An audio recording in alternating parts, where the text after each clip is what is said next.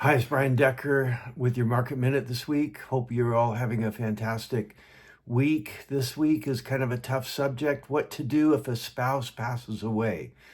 This may be a saver for you to make a checklist or make some notes on it.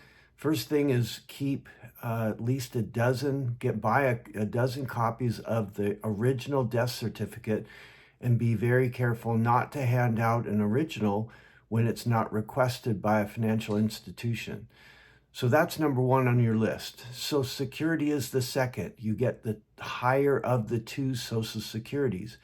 If you're drawing Social Security right now, make that change right away. Go down to the Social Security department, have a death certificate and a marriage certificate, and get that done. If you haven't started Social Security, contact us. Let's do the analysis to see if it makes sense to start Social Security sooner, or wait, or start yours and have your spouse's later. Anyhow, let's do the analysis. This third thing is pensions. Any pensions, let's find out what kind of survivability there is and contact the company's HR so that you can switch that over to have those checks come in your name. Again, they're going to want to see death certificate, marriage certificate.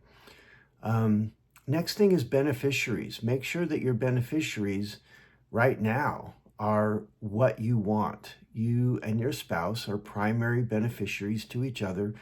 Any children or specified nephews, nieces, friends, whoever, are contingent or secondary beneficiaries. Make sure that the financial institutions, the investments you have, IRAs, 401k, Roth, any annuities, all have the beneficiaries that you want.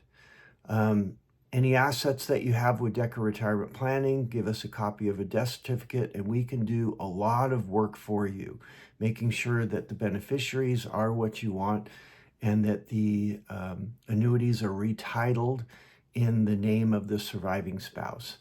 401k, at a minimum, make sure your beneficiaries are updated, as I mentioned. The residents, go to the county recorder and retitle with a copy of the death certificate and the trust in the name of the surviving spouse. Same thing with any banking, checking, credit union accounts. So it's Brian Decker. Hope that helps.